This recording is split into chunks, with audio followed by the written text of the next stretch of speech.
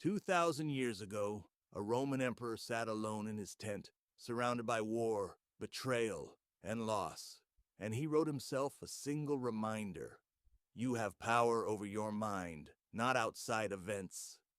He wasn't writing for us. He was writing to survive his own day. But somehow, his private notes became one of the most powerful instruction manuals for mental toughness ever written.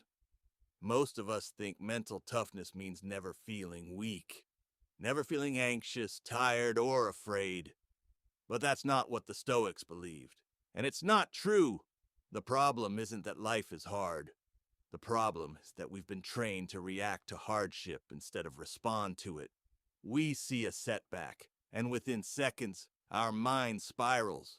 Frustration, self-pity, avoidance. That reaction, not the setback itself, is what drains us. The Stoics, Marcus Aurelius, Seneca, Epictetus, built an entire philosophy around one idea. You cannot control what happens to you.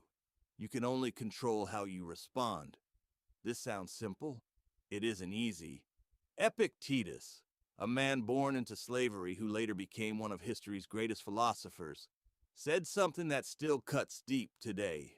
People are not disturbed by events, but by the meaning they attach to them. Think about that. The event is neutral.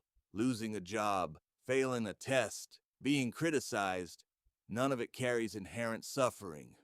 The suffering comes from the story we tell ourselves about it. This is the first shift in building a Stoic mind. Separate the event from your interpretation of it. So how do you actually build this kind of mental toughness? The Stoics left behind a practical system. Here are 4 principles you can start using today.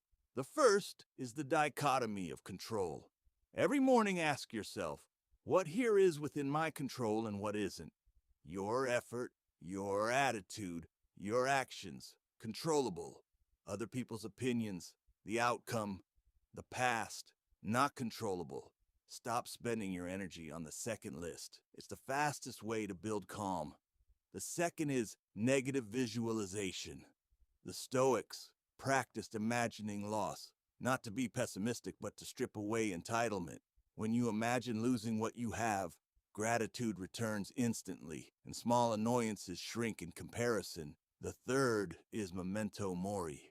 Remember you will die. This isn't morbid. It's clarifying.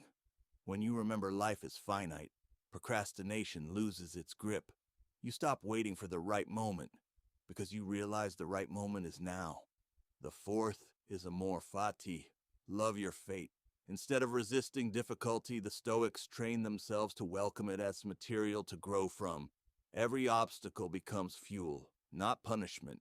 Marcus Aurelius wrote, "The impediment to action advances action. What stands in the way becomes the way."